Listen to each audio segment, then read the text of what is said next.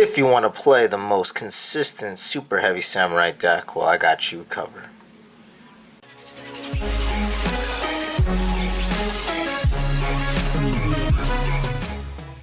Alright guys, so I got the most consistent deck that I made for Super Heavy Pure, and I'm just going to run through it for you guys. So we're going to run 3 Prodigy Wakashi, your best card, the Searcher of the deck.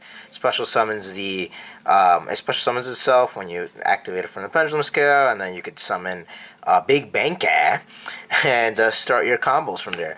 Then we got 3 Motorbike, and Motorbike is basically searches out any super heavy samurai from your deck to your hand, so it's really good. It's basically another copy of Samurai.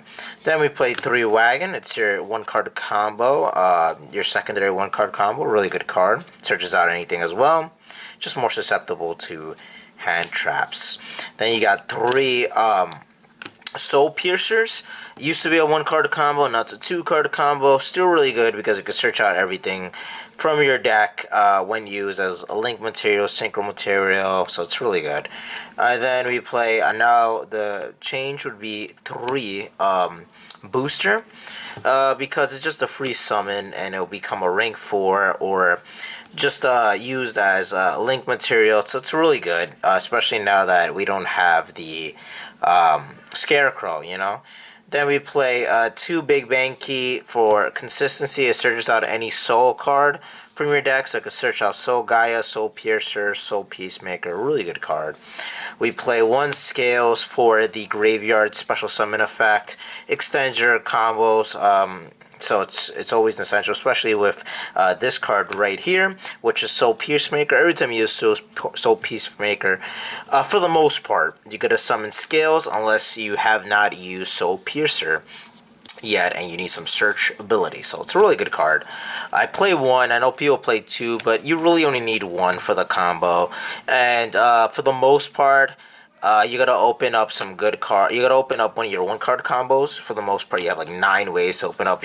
You have 9 starters, and the starter with this card, Soul Pierce, it's a 2-card combo, and usually, unless you're maxing out on 3 Soul Peacemaker, you're not really gonna see both of them at the same time in your hand in your first 5 cards. So I decided just to not run 3 of them, or just 1, the bare minimum. You got 1 Stealthy, really good special summon monster.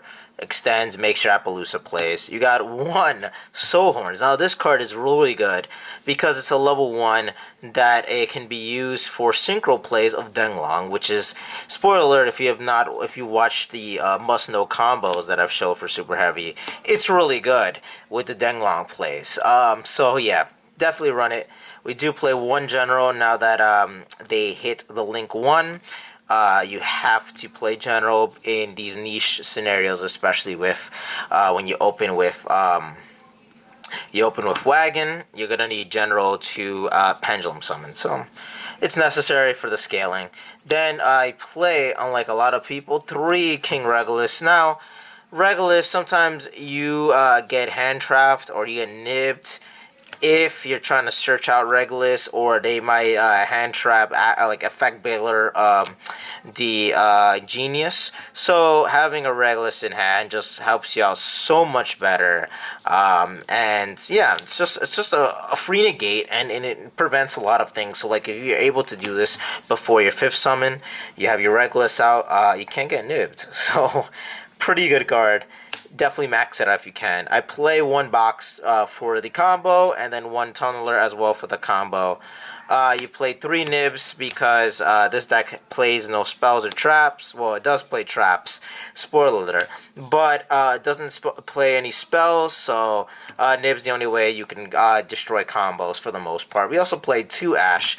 I keep the 3rd one in the side because there's some games where in this format that Ash isn't as good. Against Brandon, it's really good.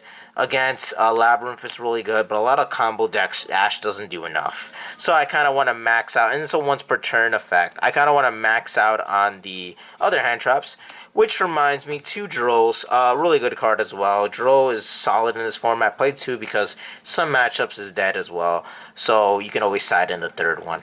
Play 2 Mourners, kind of like our imperm for the deck. Really good because it When a monster special summon, you get targeted and negates its effect, and if it's used as material for anything, or it leaves the field, they lose the original attack damage. The original attack is inflicted to their life points, so could get easy 2k plus damage to your opponent, so you can OTK them, especially if you're going second.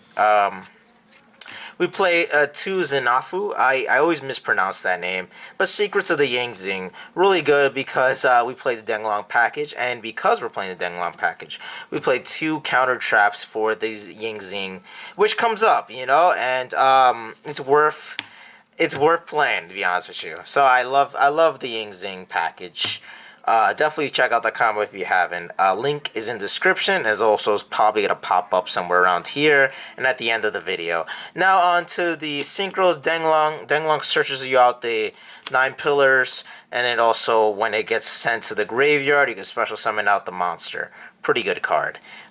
So you always get a counter trap with Denglong, and you can use it as material for Baron. Then we play a Tilting standard combo. We play Excel Synchron standard for the Baron.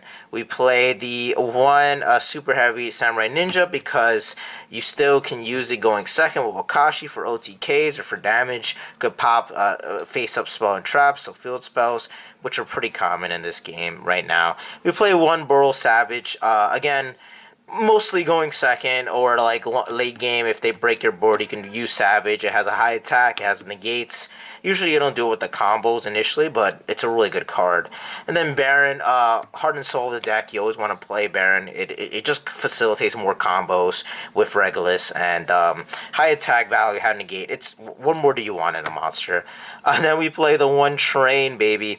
Shout out to Travis for the nostalgia and the trains, but really good card because it's almost 5,000 attack. You equip it with the Soul Horns, it attacks twice. You can burn them based on the spells in their graveyard. Just banish their spells in graveyard, and they inflict them like 200, 300 damage. I think it's like 200, 300. 200 damage for each spell. So it's a burn damage plus basically 4,800 attack.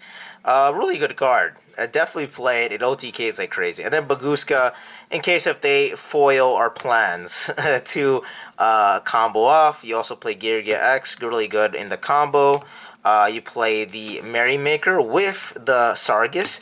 Usually we don't make this unless we don't have Regulus, but since we're playing 3, sometimes we don't have to make it, and we could just make another Synchro, or we can make Apple for 4 materials instead of 3. It's pretty good.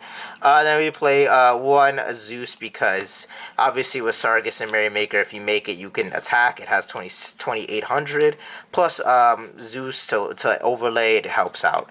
We play 1 Ballista for the combo, 1 Genius as well for the combo, and 1 Apple because it's really good. And there's just a multi-negate.